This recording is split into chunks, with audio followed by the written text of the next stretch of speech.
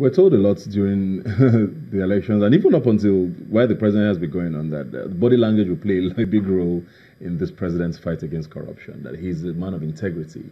He's been in government several times, and nothing has been found, even a hint of corruption around him. His body language so far, are you impressed by it? Do you think it's had an effect on the fight? I mean, at the onset, when he came in, to an extent, there was a bit of a change because people were kind of scared. When you go to the airport, the ministries, there was this fear. But then when he settled in, it just became like the routine thing. What has been happening in the past, there was no changes because people around him have, been sort of found wanting in several areas. And he's really dragged so long with taking solutions and then taking concrete actions against them. So, nothing has changed really. Not much, maybe slightly so at the beginning, but so far, when he settled in, like I say, people just figured out that it's just the same kind of thing we've seen over the years, and there's no need to panic. And when there's no fear, it keeps happening. Former President Goodluck Jonathan has been in the news recently where he launched his book, and there was a headline during the week where he said this government has even become more corrupt than his. Do you agree with that?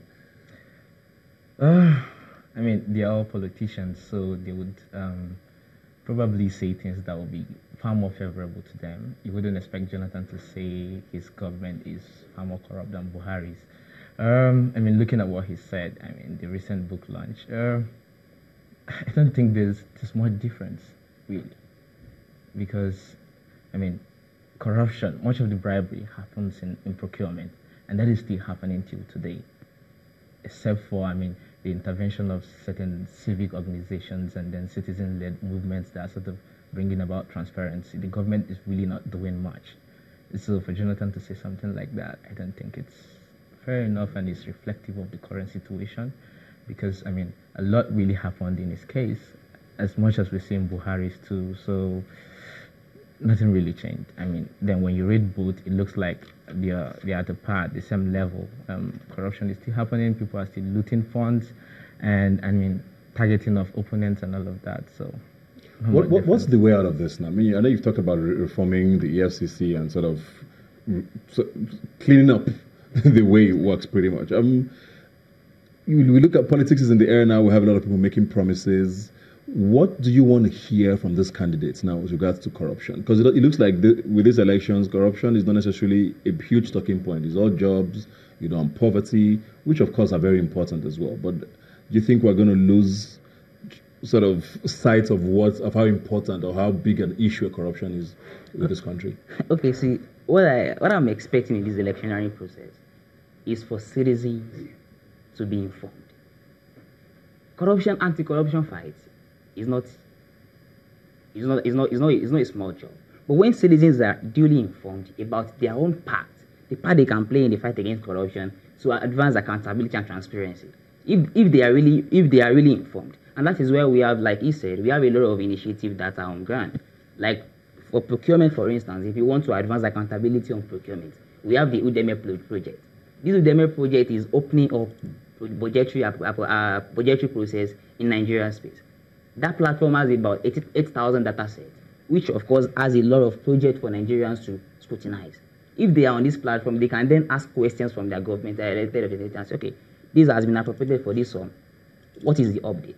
If this is done, citizens are asking questions. Government will then know that if they fail to deliver on this project, then something is happening. And also, if citizens keep questioning government about what they are doing currently, government will not just take us for granted. Look at the politicians there and there. People are not asking them the right questions. The right question should be, you that are in power before, what have you done in the last how many years? It should be performance-based. Then if you are just coming in as a fresh blood, then we ask you, sign a social contract with us. In your 4 years, what are you going to do?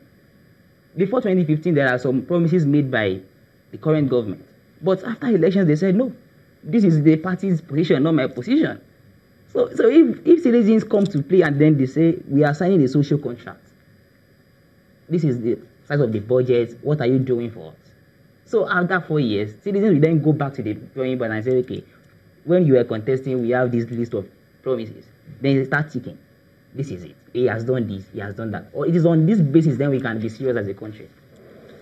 Do you think the immunity clause is ever going to go away? I mean, it has the upsides to it, like, which is why it's there anyways. You don't want the executive arm to be completely distracted with court cases every other day. Because, I mean, if we could sue the president, I'm sure there'll be 1,000 cases in court today. Yeah. So it has its upsides as well. But do you think it should go away, and do you think it will?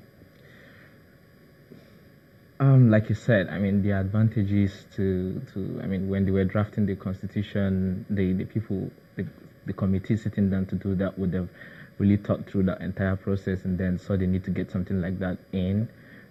So it's really not something that we might need to do away with completely. You might just need to make a few adjustments to it. And to the second question, I think, because I mean, when you look at the clause itself, there was a time when the argument was so big that even, say, the Senate President, the Deputy Senate President, people like that should also have immunity too. So, we want to pack everybody into good. So, to an extent, so you avoid distractions, so the chief executive can actually focus on the core functions. You try not to get him too distracted. So it's really important. It's not something we should do away with, but we have to like make adjustments, because I mean, laws that were made, say, in 10 years, society keeps moving. There are a lot of changes. I mean, the dynamics to change, and new problems, different kind of issues. So it also helps that the constitution is sort of flowing with this kind of process and the tide. So I think, because of course, if you want to take it away, you understand the process. It's really. But is that really a cause of corruption? Looking at the way corruption is now, is the immunity clause a problem? It is a problem. It is a problem, because if I know that I won't be prosecuted for doing something wrong, it sort of gives me the impetus to do it. But I mean, you will be prosecuted when you leave office. When you leave office, but if you can play your games really well, you'll find your way through it. Thank you very much, guys. We'll keep having this conversation in the coming weeks, because I mean, I think it might come up a lot in these elections. I know a lot of the candidates are trying to pin corruption tags on their opponents. So we'll see how that conversation goes. Thanks for being here today. Yeah, thank you. We'll take a quick break now. When we come back, we'll be talking entertainment. Please don't go away.